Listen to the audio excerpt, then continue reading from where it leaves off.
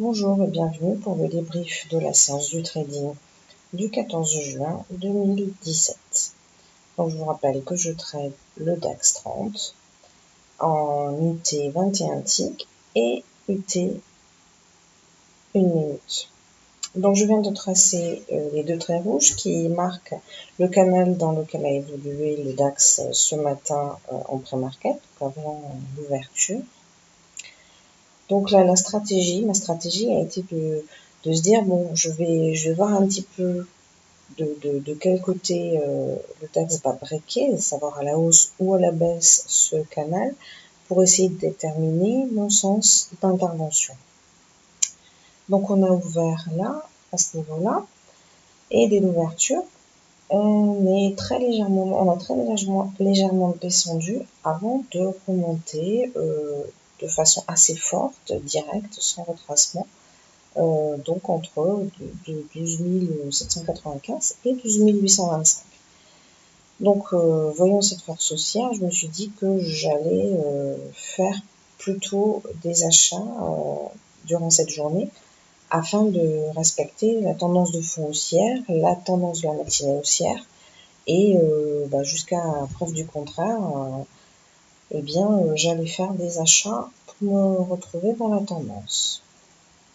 Le premier achat s'est fait donc au niveau de la flèche verte ici. Voilà, donc on avait une tendance haussière et donc j'attendais un retracement sur le niveau que j'ai matérialisé là en rouge. Voyez-vous, c'est un niveau qui, lors de la montée, a été un niveau qu'on a cassé. Vous voyez, on s'est arrêté légèrement avant de le casser. Donc, je me dis, quand le cours va revenir dans l'autre sens, on devrait faire un petit rebond là-dessus. Ainsi donc, je suis rentrée en long sur ce niveau-là. Voyez-vous, cette petite flèche. Et j'ai été confortée par le RSI en survente. Donc voilà, je suis rentrée dès que le cours a commencé à rebondir sur le niveau et j'ai pu prendre une petite partie de la montée.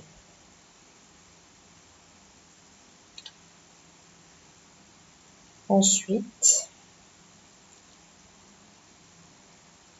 le deuxième trade, c'est un trade de préparation de breakout. Donc là, vous voyez, on repère ce niveau-là que je suis en train de dessiner en rouge, sur lequel le cours bute à plusieurs reprises. Et vous voyez qu'à un moment donné, on a une bougie, là où je vous montre la flèche, qui commence à casser ce niveau-là. Donc l'idée c'est quoi? À partir de là, c'est d'attendre un petit retracement, un petit retour en bas du mini range, là, que je vous mets en rouge, et d'entrer sur ce niveau-là pour prendre la montée. Et éventuellement, si le break se fait là, de prendre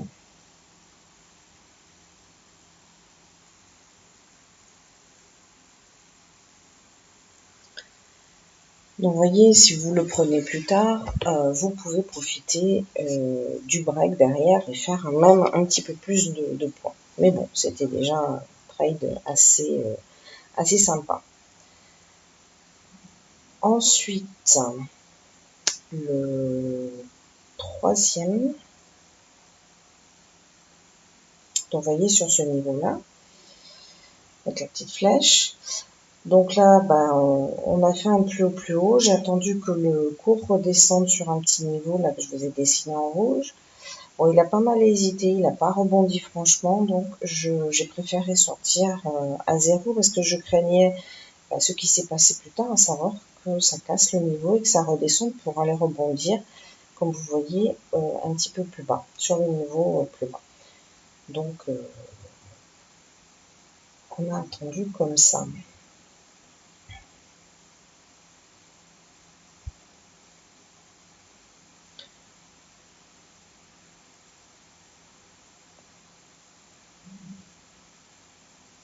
Alors, le trade suivant, celui-là, donc vous voyez, ça c'est dans le même esprit, donc je cherche à acheter sur un petit retracement. Donc j'aurais pu acheter là, à ce niveau-là, que je vous matérialise là à l'écran, pour prendre cette montée. C'était possible, c'était un petit niveau qui était repérable. En plus, le RSI était en surachat. Mais moi, je l'attendais un peu plus bas sur la MRJ. Donc dès qu'il est arrivé et que ça commence à rebondir, j'ai acheté pour prendre une partie de la montée. Le trade suivant,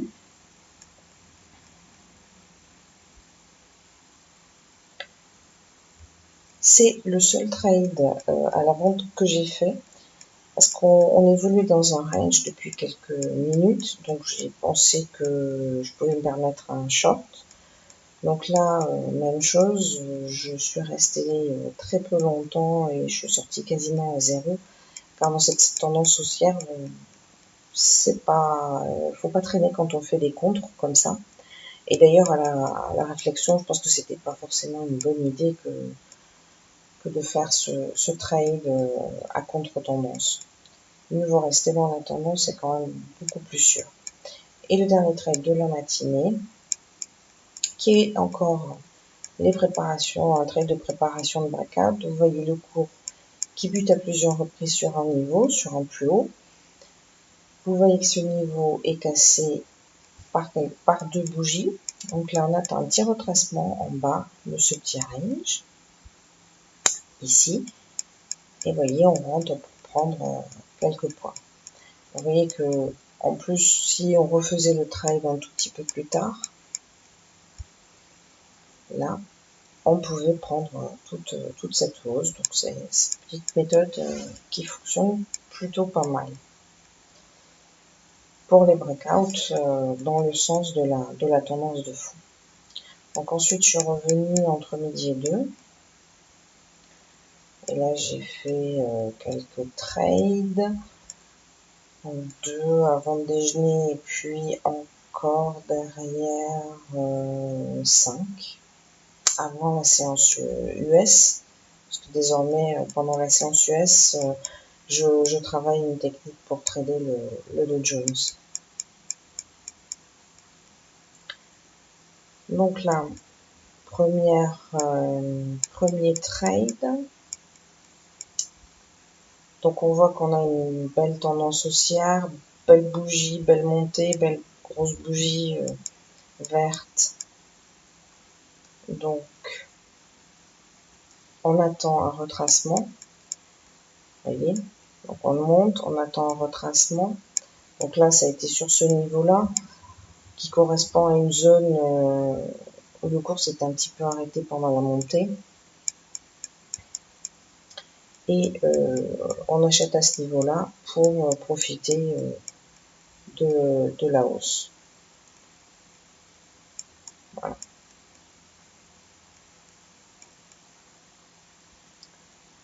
Ensuite,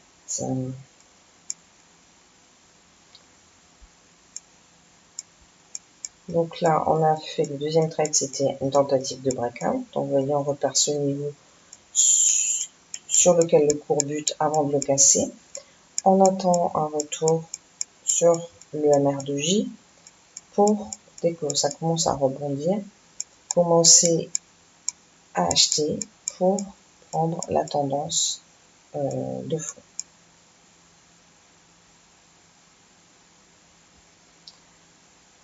Ensuite, je suis revenue un peu plus tard, donc avant la séance US.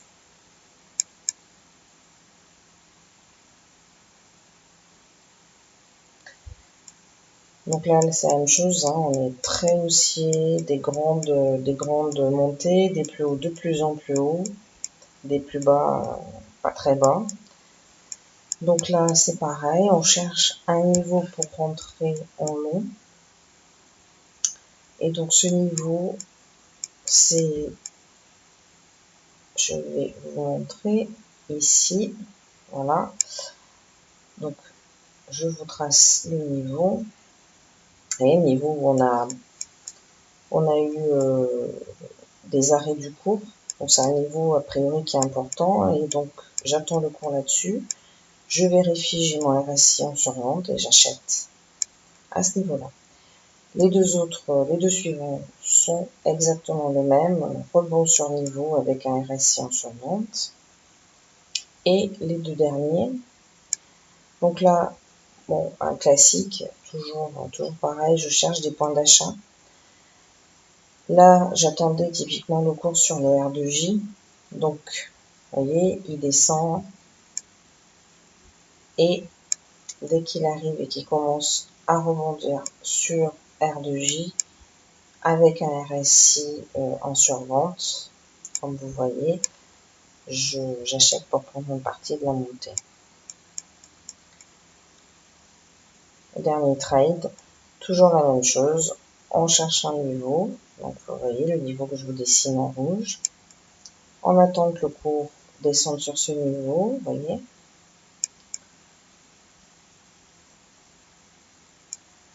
et dès qu'il arrive sur ce niveau, que le RSI est en survente, on achète, tout simplement.